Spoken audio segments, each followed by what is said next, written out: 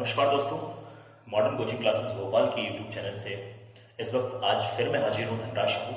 और जैसा कि आप सभी जानते हैं, हमारी इस लॉकडाउन की प्रिपरेशन हमारे इस यूट्यूब चैनल के माध्यम से बहुत अच्छी चल रही है। और मैं ये विश्वास दिला रहा हूँ कि जो भी प्रिपरेशन हम कर रहे हैं दोस्तों, आने वाले कल के लिए और आने वाले जो भी समय हमारे एग्जाम के लिए होगा, वो समय के लिए बहुत अच्छा कर रहे हैं। तो दोस्तों आप लोग बने रहिए, ज़्यादा समय ना लेते हुए मैं क्लास को कंटिन्यू कर रहा हूँ। तो दोस्तों हम लोगों ने पिछले सेशन में देखा था कि हमारा टॉपिक चल रहा था नंबर सिस्टम का, और नंबर सिस्टम का ही सेशन मैं आज कंटिन्यू कर रहा हूँ। आज ही हमारे लॉकडाउन की प्रिपरेशन की 6वीं क्लास है और संख्या पद्धति की 6वीं क्लास है। तो दोस्तों मेरे साथ आप रेगुलर बने रहिए। यदि वीडियो पसंद आता है तो दोस्तों लाइक जरूर करें, क्योंकि हमें फीडबैक भी साथ में देते जाएं ताकि हमें पता भी रहे कि जो वीडियो बन रही है उसमें किस प्रकार की कमी आ रही है। दोस्तों आप सभी जानते हैं, क्योंकि ये लॉकडाउन चल रहा है और इस लॉकडाउन के चलते हुए हमने आप लोगों के लिए कुछ अच्छी पहल जारी किया हुआ है। तो दोस्तों किसी भी प्रकार से आप भी कंजूसी ना करें, क्योंकि हम ये जानते हैं जब तक हम पढ़ेंगे नहीं तब तक हम आगे बढ़ेंगे नहीं, क्योंकि मैथ्स में महत्व रखता है दोस्तों रेगुलरिटी का। तो दोस्तों जुड़े रहिए मेरे साथ। मैं क्लास आज की स्टार्ट कर रहा हूं। आज हमारी ये 6वीं क्लास है नंबर सिस्टम की। तो दोस्तों आपने देखा था नंबर सिस्टम के विषय में मैंने चर्चा किया हुआ था कि किस प्रकार से कैसी संख्याओं को कैसे डिवाइड करते हैं, और हमारे क्वेश्चन चल रहे थे।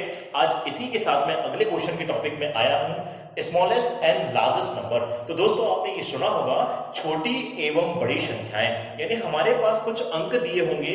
एग्जाम में क्वेश्चन आता है दोस्तों, कुछ अंक दिए होते हैं और उन अंकों से मिलाकर कैसी बड़ी से बड़ी संख्या और छोटी से छोटी संख्या बनाई जाती है, उन अंकों के हिसाब से मैंने यहाँ इस टॉपिक को लिया हुआ है। टॉपिक बहुत ही मजेदार है, बहुत ही इंटरेस्टिंग है, और इसमें बहुत अच्छे से क्वेश्चन आता है और बहुत इजी होता है, आप लोगों से बन जाता है आसानी से। बस दोस्तों जुड़े रहिए आप साथ में, कोशिश करें कि रेगुलर बने रहे साथ में, है ना। और नोट्स बनाना ना भूलें, क्योंकि रिटर्न वर्क जब तक आप नहीं करेंगे आप नहीं सीख पाएंगे। तो मैं बात कर रहा हूँ स्मॉलेस्ट एंड लार्जेस्ट नंबर की, छोटी एवं बड़ी संख्या। तो इसमें मैं बात करता हूं दोस्तों कि यदि मेरे पास कोई अंक है, तो ध्यान देना दोस्तों, यदि मैं कोई अंक यहां पर लिख लेता हूं x और y, सॉरी संख्या की बात कर रहे हैं हम, तो हम यदि एक संख्या आपके सामने लिखे हुए हैं, संख्या मैंने ये लिखा है x और y, तो x और y आपने दोस्तों ये देखा है कि इसमें जो y वाला अंक है, y वाला अंक आप दोस्तों जानते हैं कि ये यूनिट डिजिट है, यानी इकाई का अंक है।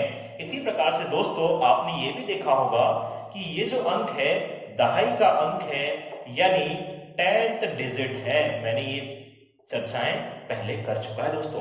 तो आप लोग जुड़े रहिए साथ में।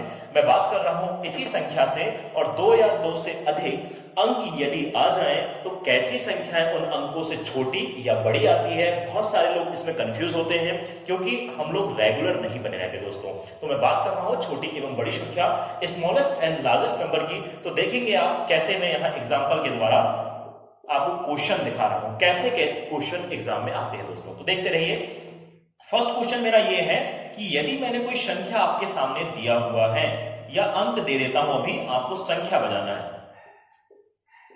अंक 5 7 0 2 4 1 एवं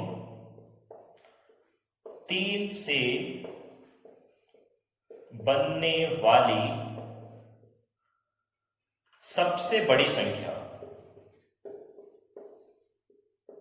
सबसे बड़ी एवं सबसे छोटी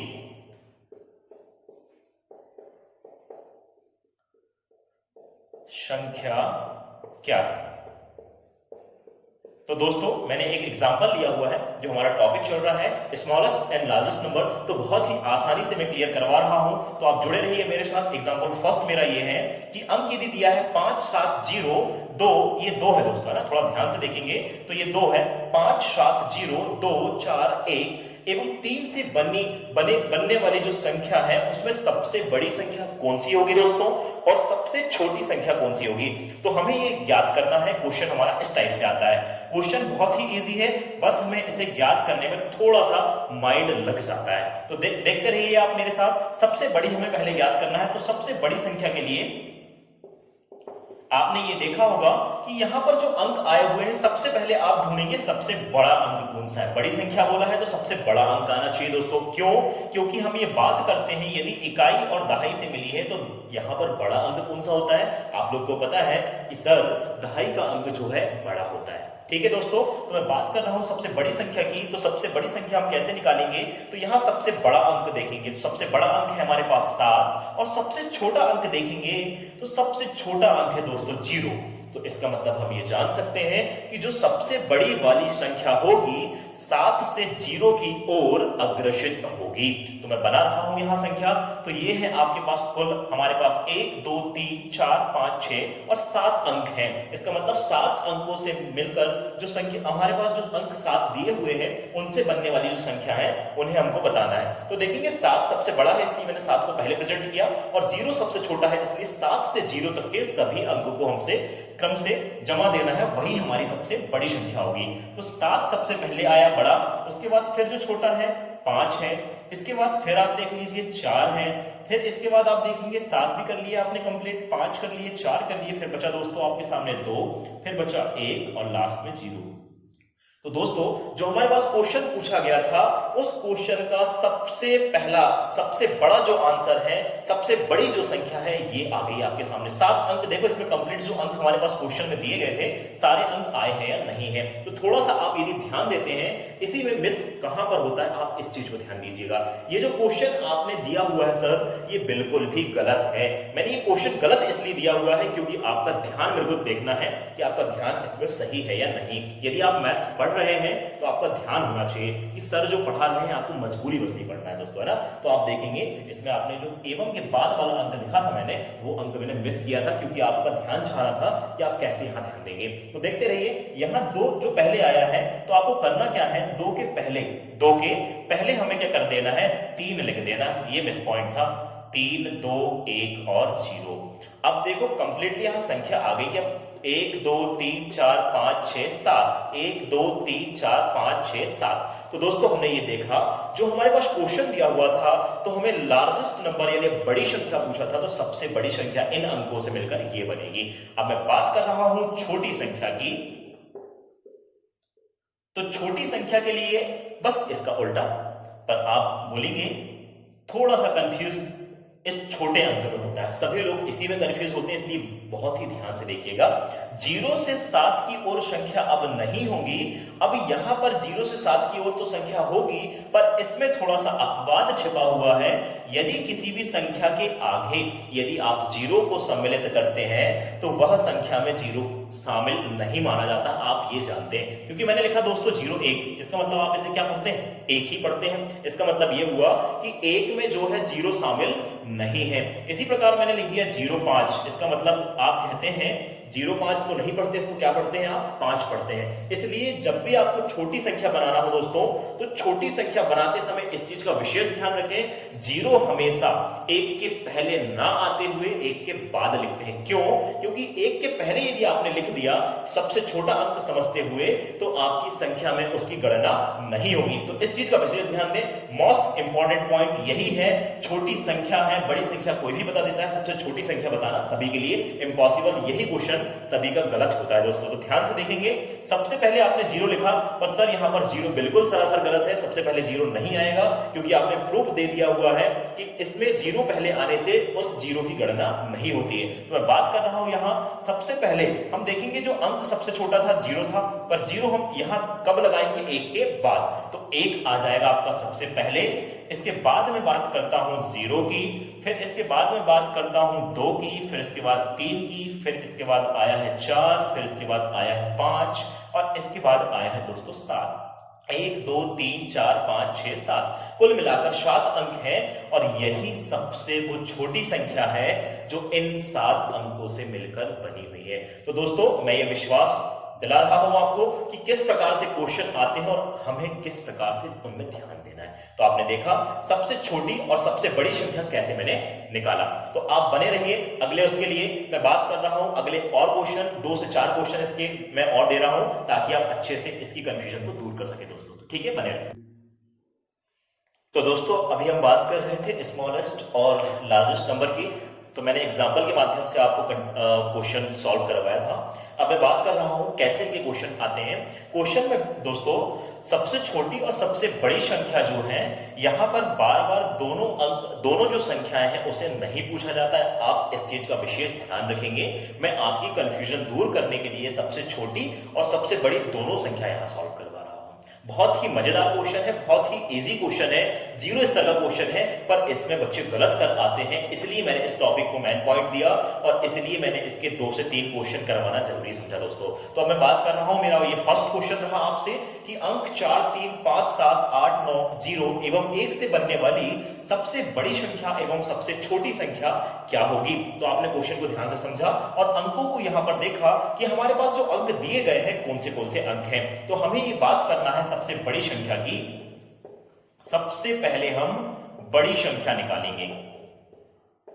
सबसे बड़ी संख्या क्या होगी, तो इस चीज को आपको ध्यान रखना है। तो सबसे बड़ी में देखिए, आप यहां से पहले अंक पहचान लीजिए कि सबसे बड़ा अंक कौन सा है। सबसे बड़ा कौन सा अंक है, 9 है। इसके बाद में बात कर रहा हूं, सबसे बड़ा अंक तो हो गया 9 और इसके बाद सबसे छोटा अंक की मैं बात करता हूं तो 0। तो अब 9 से लेकर 0 तक के अंकों को आप लिख दीजिए निरंतर यहां पर घटते क्रम में। तो यही हमारी सबसे बड़ी संख्या होगी। तो सबसे बड़ी संख्या के लिए मैंने लिख दिया 9। पूरी संख्याओं में देखते जाइए, फिर इसके बाद मिलता है 8, फिर इसके बाद मिलता है 7, इसके बाद मिल जा रहा है हमें 5, इसके बाद मिलता है हमें 4, फिर मिल रहा है हमें 3, फिर मिल रहा है 1 और लास्ट में मिल रहा है दोस्तों 0। तो आप देखेंगे 1 2 3 4 5 6 7 8, 1 2 3 4 5 6 7 8, कुल मिलाकर हमारे पास ये 8 अंक दिए गए थे। और इस प्रकार से हमारे पास ये जो संख्या बनी हुई है, सबसे बड़ी संख्या जो इन अंकों से मिलकर बनाई जाती है। तो बड़ी संख्या तो बहुत इजी है। फिर मैं बात कर रहा हूं सबसे छोटी संख्या की। किसकी बात कर रहा हूं दोस्तों, सबसे छोटी संख्या। तो सबसे छोटी संख्या की मैं यहां बात कर रहा हूं, तो सबसे छोटी आप यही बोलेंगे कि सर सबसे छोटी 0 है और सबसे बड़ी 9 है। तो इसका मतलब ये जो संख्या है सबसे छोटी से हम बनाएंगे छोटी संख्या, तो 0 से 9 के बीच वाली संख्या ही होगी और 0 और 9 की ओर अग्रसित होगी।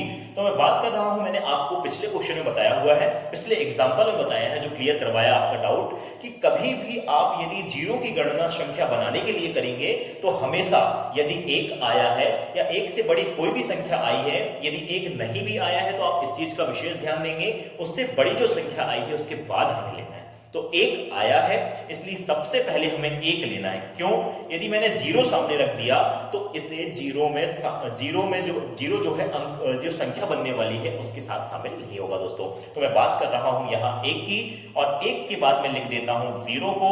0 को बाद हम 0 जो यहां पर 1 के बाद हमने 0 ले लिया, उसके बाद फिर क्रम से हमको अंक बढ़ाते जाना है। फिर अंक आया 3 4 5 7 8 9, 3 दूनी 6 और 2 8।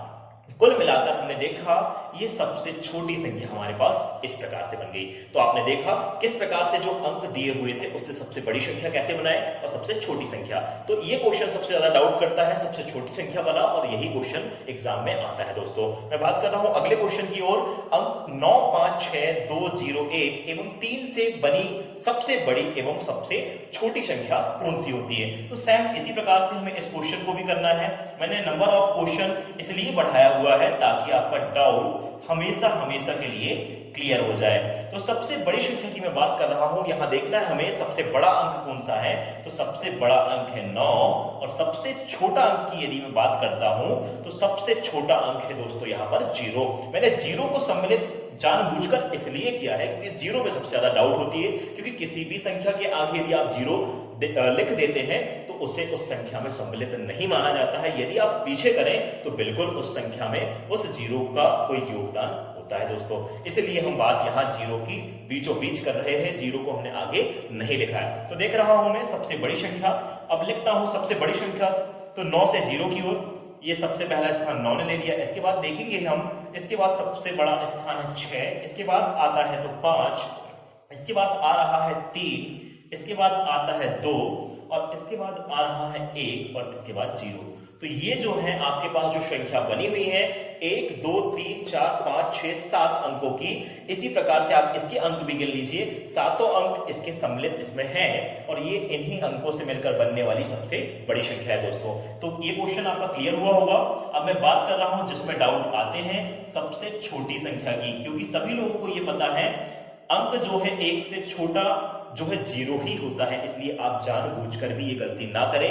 जो क्लियर यहां मैंने करवा दिया है आपका डाउट, क्योंकि 0 जो है सबसे पहले तो आता है, परंतु गणना के हिसाब से उसकी गणना संख्या में नहीं होती है, इसलिए 0 से 9 की ओर संख्या तो आएगी सबसे छोटी, परंतु हमें 0 को बीच में सम्मिलित करना है। तो सबसे पहले हमें देख लेना है, 1 आया है, हाँ जी 1 आया है, इसके बाद 0 लिख देंगे, उसके बाद सारी संख्याएं लिख दीजिए, 2 आया है, 3 आया है, 5 6 और 9। तो ये रही आपके सामने संख्या। तो ये है हमारी सबसे छोटी संख्या दोस्तों। तो आपने देखा स्मॉलेस्ट और लार्जेस्ट नंबर मैंने किस हिसाब से बनाया और कैसे इनसे बनने वाली संख्या बनाया और इसमें आपका डाउट क्लियर कराया। तो दोस्तों बने रहिए, इसके मैं अगले क्वेश्चन और बता रहा हूं। कुछ क्वेश्चन और है मेरे पास। तो ये आपने क्वेश्चन देखा। अब हम इस संख्या पद्धति में हमारे आज के सेशन में टाइप अगला भी चेंज कर रहे हैं, तो आप देखते रहिए दोस्तों। तो दोस्तों मैं अगला टाइप यहां आपके सामने लेकर आया है, face value and place value. तो हमारी क्लास कंटिन्यू है अभी, तो जुड़े रहिए साथ में आप। Face value and place value, तो आप इसका हिंदी में स्पष्ट अर्थ देख लीजिए। फेस इसका मतलब जो प्रत्यक्ष रूप से हमें दिखाई दे रहा है।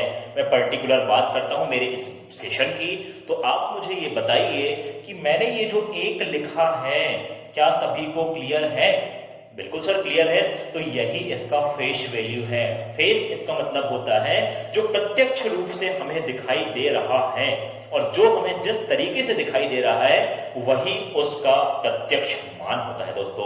तो आपको क्लियर हुआ होगा, बहुत ही आसानी से मैंने बता दिया। प्रत्यक्ष मान जो होता है फेस वैल्यू उसे कहा जाता है। प्लेस वैल्यू इसका मतलब होता है जाति मान।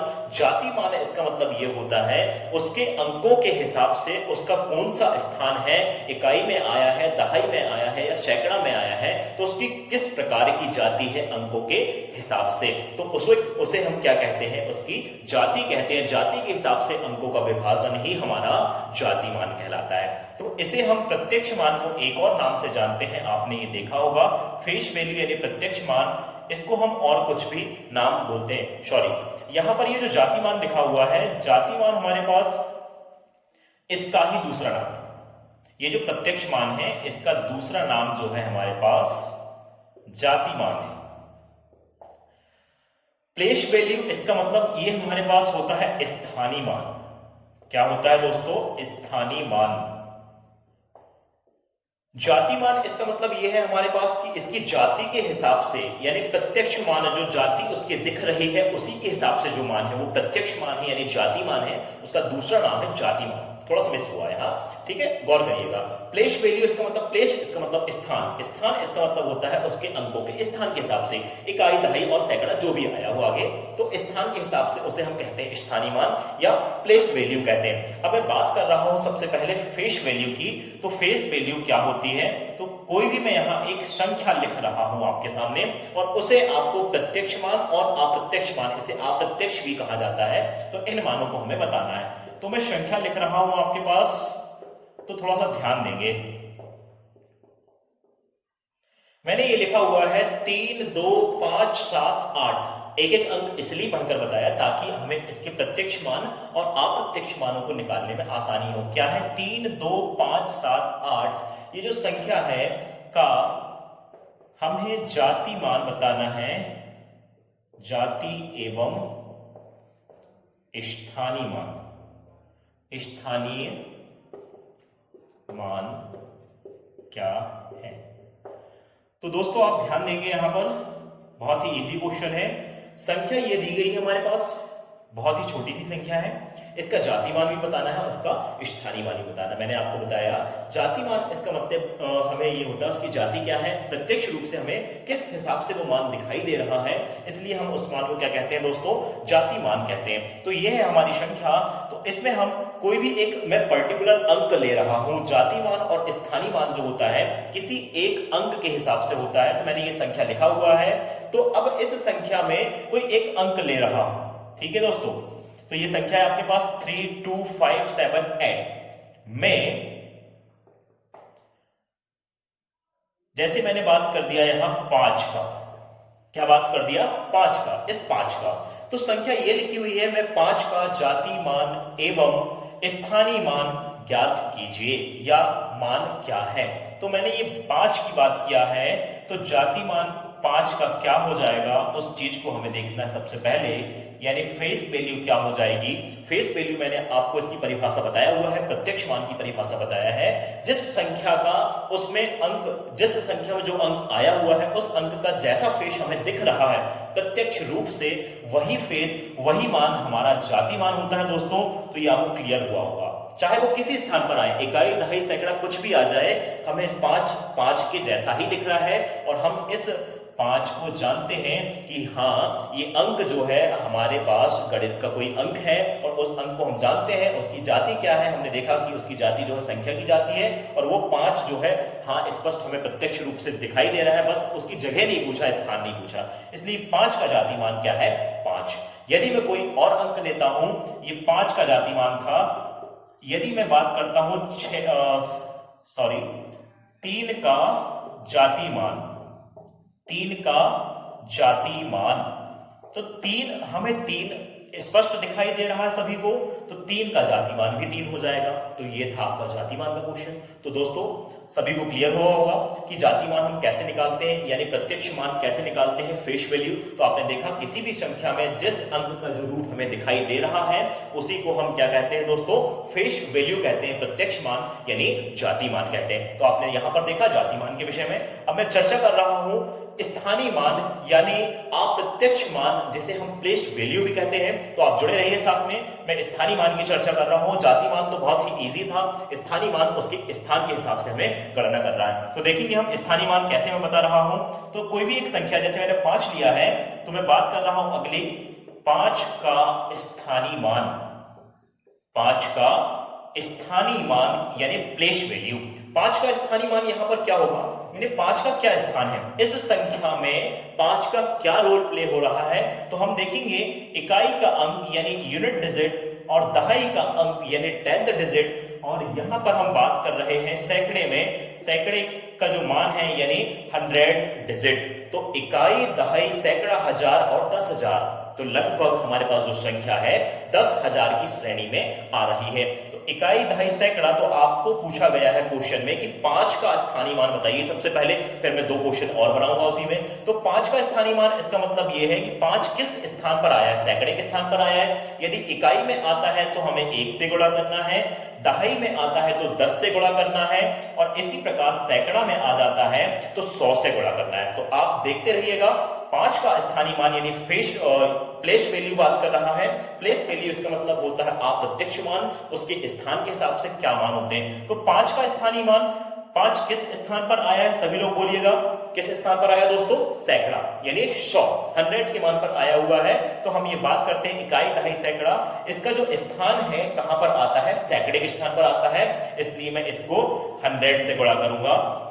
तो मैं ये कह सकता हूं सर कि 5 का जो स्थानीय मान है वो 500 है। सभी क्लियर है गाइस। मैं बात कर रहा हूं आगे और अंकों की। ये अंक हमारे पास दिए हुए हैं, क्वेश्चन जाति मान और स्थानीय मान से केवल यही क्वेश्चन आता है। इसी में कोई भी क्वेश्चन पूछ सकता है, तो मैं एक ही संख्या लिया है, आप बारी बारी से नंबर ऑफ क्वेश्चन बढ़ा सकते हैं। तो देखिए यहाँ पर कोई भी अंक में ले लेता हूं, जैसे 2 का हमें स्थानीय मान की बात करना है। सबसे पहले मैं बता देता हूं आपको 8 का स्थानीय मान, 8 का स्थानीय मान। तो देखेंगे दोस्तों 8 का स्थानीय मान यहां पर क्या होगा, 8 किस स्थान पर आया हुआ है, स्थान क्या है 8 का, इकाई है। क्या है 8 का, इकाई है। इकाई के स्थान पर 8 आया हुआ है, इसलिए हम 8 को किससे मल्टीप्लाई करेंगे, 1 से मल्टीप्लाई करेंगे, इसलिए हमारे पास 8 का जो मान है स्थानीय मान वो हमारे पास 8 ही होगा, क्योंकि यूनिट डिजिट पर आया था इसलिए सेम मिल रहा है। आप ये ना समझें कि 8 का 8 आया इसका मतलब ये जाति मान है, बिल्कुल भी कंफ्यूज ना हो। अगले और अंक बता देता हूं, जैसे मैं बात कर रहा हूं 2 का स्थानीय मान, 2 का स्थानीय मान यानी प्लेस वैल्यू, जो 2 अंक दिख रहा है वो किस स्थान पर आया, अभी हम सैकड़ा तक पहुंच चुके थे। अब बात कर रहे हैं यहां इस 2 की तो ये कहां पर है, हजार में है। 2 कहां पर है, इकाई, दहाई, सैकड़ा और हजार। अभी हम 10,000 की ओर नहीं बढ़े हैं, तो मैंने 2 का स्थानीय मान पूछा है। तो जैसे इकाई में हम 1 से गुणा कर रहे थे, दहाई में 10 से गुणा, सैकड़ा में 100 से गुणा, तो हजार में 1000 से गुणा करेंगे दोस्तों। तो 2 का स्थान कहां पर आया है, हजार में आया है। तो इस प्रकार से मैं बात कर रहा हूं 1000 में आया हुआ है, तो इससे 2 से मल्टीप्लाई कर दीजिए, तो हमारे पास 2000 इस 2 का स्थानीय मान होगा। तो बहुत ही इजी क्वेश्चन है, और इसी में एक यहां छोटा सा इसका एक और क्वेश्चन का टाइप मैं बता दे रहा हूं। आपने ये देख लिया हुआ है कि इसमें कैसे क्वेश्चन बनते होंगे। बस एक छोटा सा क्वेश्चन है, जैसे मैं यहां बात कर दूं, इसी क्वेश्चन को यदि बढ़ा देता हूं कि संख्या हमारे पास ये जो दी गई है, इस संख्या के जाति मान और स्थानीय मान में जो 5 का जाति मान है और उसका 5 का स्थानीय मान, उसमें अंतर क्या है। क्वेश्चन ऐसे आते हैं, कभी कभी ऐसे क्वेश्चन भी आ जाते हैं जैसा मैंने आपको बताया, कभी ऐसा क्वेश्चन भी आ जाता है कि संख्या दी गई है और इस संख्या में जो अंक 5 है, इसका स्थानीय मान और जाति मान के बीच में अंतर क्या है, केवल 5 का। अब हमें यदि अंतर पूछा तो किसी एक अंक का पूछा होगा, तो स्थानीय मान और जाति मान में अंक 5 का अंतर। ठीक है दोस्तों, तो देखेंगे अंक 5 का जो अंतर है, तो सबसे पहले हमें देखना है स्थानीय मान बड़ा होता है कि जाति मान। तो आपने देखा सर, स्थानीय मान स्थान के हिसाब से बड़ा होता है और जाति मान जो है बड़ा नहीं होता है स्थानीय मान से, क्योंकि उसकी जाति के हिसाब से हम बताते हैं, स्पष्ट देखकर बताते हैं, वो फेस वैल्यू होता है, यानी प्रत्यक्ष मान होता है। तो मैं बात कर रहा हूं अंक 5 का जो अंतर बताना है हमें स्थानीय और जाति मान के हिसाब से। तो स्थानीय मान देखेंगे 5 का क्या आया था दोस्तों, 5 का स्थानीय मान आया था हमारे पास 500। ये देख लीजिए आप, 5 का स्थानीय मान आया था 500, तो बड़े मान को पहले अंतर निकाल रहे हैं, और फिर जाति मान 5 का था 5। इस प्रकार से यदि हम बात कर रहे हैं अंतर की कि 5 का स्थानीय मान और जाति मान के बीच में क्या अंतर होगा, तो दोस्तों आप देख रहे हैं कि हमारे पास ये आंसर इस प्रकार से आ जाता है 95 के रूप में। तो ये आपका इस क्वेश्चन का आंसर है, और बहुत ही इजी क्वेश्चन है। एक और क्वेश्चन मैं यहां आपको बना रहा हूं, क्योंकि क्वेश्चन अलग से नहीं लिख रहा हूं, आपको ये क्वेश्चन सॉल्व खुद करना है, क्योंकि नंबर ऑफ क्वेश्चन की संख्या आप बढ़ा लीजिए। बहुत इजी टॉपिक है, कोई ज्यादा इसमें कठिनाई नहीं होगी। 2 ही टाइप के क्वेश्चन आते हैं। मैं अगले क्वेश्चन की बात कर रहा हूं। यदि कोई अंक मेरे पास जो है, मान लीजिए कि 3 है, क्या है दोस्तों, ये जो मेरे पास 3 है, या फिर मैं इस 7 की बात कर लेता हूं या 2 की बात, अंक 2 का अंतर किसके हिसाब से दोस्तों, स्थानीय मान और जाति मान। तो मेरा क्वेश्चन ये है आपसे कि संख्या ये जो दी गई है, इसमें इस 2 का जाति मान और स्थानीय मान में अंतर क्या होगा। 2 का स्थानीय मान और जाति मान में अंतर, तो यहां देखते रहिए। मैंने ये छोटा सा टॉपिक लिया हुआ है, आपको क्वेश्चन बना लेना है। मैंने एक ही क्वेश्चन में फेस वैल्यू यानी प्रत्यक्ष मान और प्लेस वैल्यू यानी स्थानीय मान दोनों को यहां क्लियर करवा रहा हूं। तो 2 का जो देखेंगे आप, जो 2 अंक आया है किस स्थान पर आया है, इकाई, दहाई, सैकड़ा, हजार। तो 2 का मैंने स्थानीय मान आपको बताया हुआ है दोस्तों। 2 का स्थानीय मान हमारे पास 2000, और अंतर की बात करता हूं इसलिए माइनस आता है। इसका 2 का आपको जाति मान देख लेना है, तो 2 का जाति मान 2 ही होता है सर। तो हमारे पास इस प्रकार से मान आया, तो इसे आप घटा दीजिए। सभी को पर्टिकुलर घटाते यहां पर बनता होगा, तो यहां पर हमारे पास यदि 2000 में से आपने 2 को माइनस कर दिया, तो 1998 ये मेरा फाइनल आंसर है, जो हमारे पास क्वेश्चन पूछा गया था। तो आप थोड़ा सा ध्यान देंगे, जो क्वेश्चन दोनों टाइप के आते हैं, मैंने दोनों टाइप बता दिया। फर्स्ट टाइप मेरा ये था, किसी भी संख्या हमारे पास दी हुई होगी, कोई भी एक संख्या दी हुई होगी, उसमें कोई अंक का आपको जाति मान और स्थानीय मान निकालने के लिए पूछ लिया जाता है। अगला टाइप मेरा ये है इस टॉपिक से, कि कोई भी एक संख्या हमारे पास दी हुई होगी और उसका एक कोई अंक दिया होगा, उसमें बोल दिया होता है कि जाति मान और स्थानीय मान में अंतर क्या है। तो मैंने आपको दोनों को बता दिया। पहले आपको जाति मान और स्थानीय मान निकाल लेना है, और उनके बीच में माइनस का संबंध, क्योंकि जो बड़ी संख्या वो पहले आएगी, बड़ी संख्या में से छोटी संख्या घटा दीजिए, वही हमारा क्या हो जाता है, जाति मान और स्थानीय मान होता है। तो आपने देखा दोस्तों, प्रत्यक्ष मान और अप्रत्यक्ष मान यानी फेस वैल्यू और प्लेस वैल्यू के क्वेश्चन कैसे आते हैं। तो मैं ये आस व्यक्त कर रहा हूं सभी लोगों से कि क्लियर होगा आज का जो सेशन है हमारा। आज का सेशन मैं आज यही समाप्त कर रहा हूं।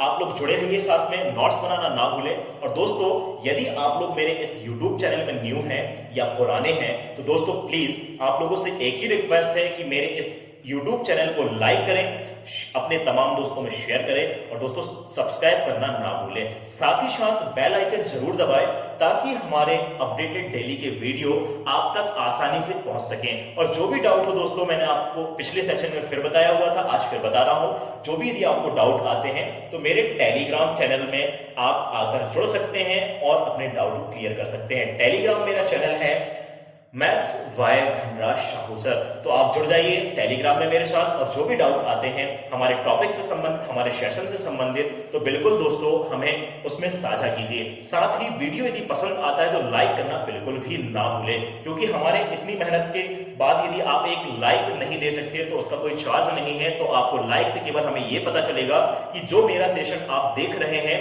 वो आपके लिए बिल्कुल भी क्लियर है। साथ ही चैनल को बिल्कुल सब्सक्राइब करें और अपने तमाम दोस्तों में शेयर करें ताकि सभी लोग इस लॉकडाउन का फायदा उठा सके। तो फिर मिलूंगा अगले सेशन की ओर। जय हिंद, जय Bharat, bye bye, see you, take care.